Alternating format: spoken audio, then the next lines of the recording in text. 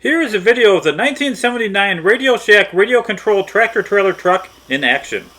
This radio-controlled truck is unique in that the silver horn on top of the cab indicates the direction it will travel.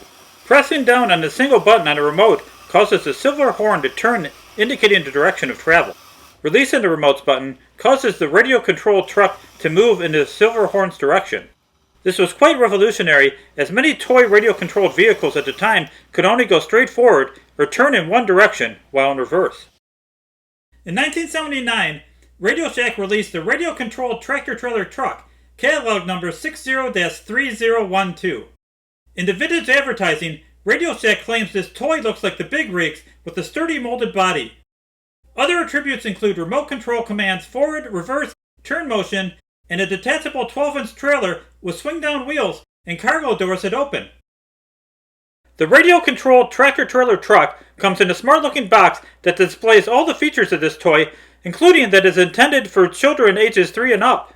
This radio-controlled toy truck is housed in a molded foam tray. The operating instructions sit on top.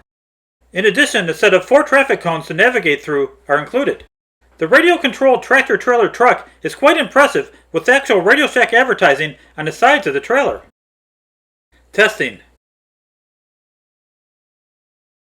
I installed the required 9-volt battery in the remote, and the 4 AA batteries and 1 9-volt battery in the truck's cab. With the switch on the truck's cab moved to the on position, and the button on the remote pressed, nothing happened. The horn on the top of the cab should have rotated when the button on the remote was pressed. In addition, the cab should have moved in the forward direction when the remote button was released. You could use a vintage 27 MHz walkie-talkie to test the remote.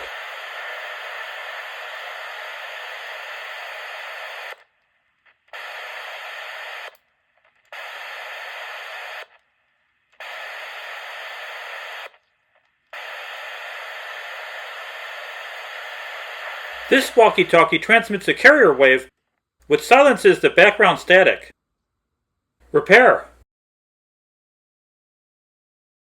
In order to fix the motorized cab, you must first remove the batteries. 4 screws circled in red hold the top shell to the base. Removing the top shell exposes this toy's electromechanical magic. Here are the components that make up the radio-controlled tractor-trailer truck.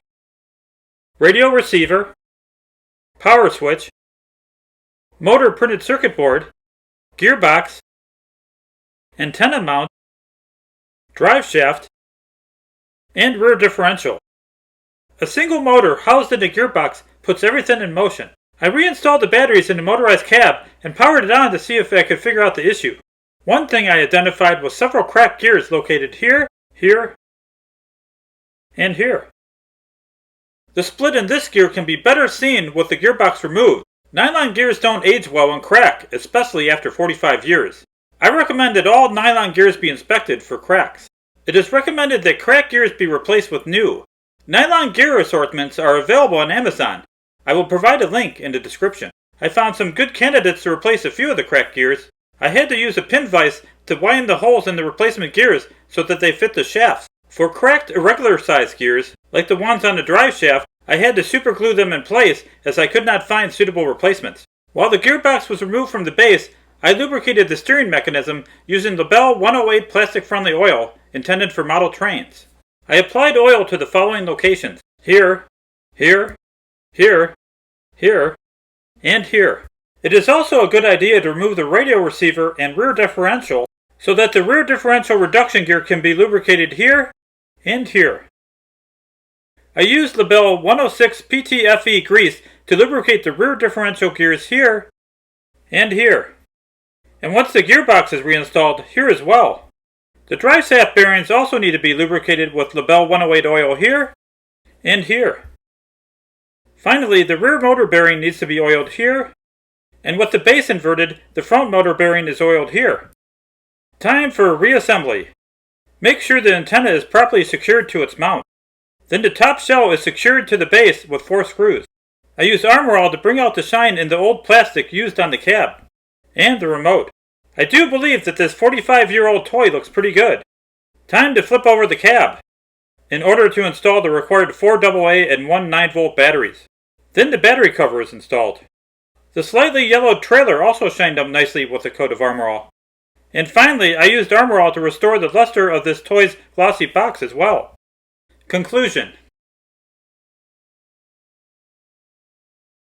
Thank you for watching this how-to repair video on repairing the 1979 Radio Shack radio-controlled tractor-trailer truck. The completion of this repair didn't happen overnight. Several times I had to shelve this project out of frustration. One time I almost threw this toy out the window. Please like this post and subscribe to Rust Belt Vintage Toy Repair so that you're alerted to my future posts.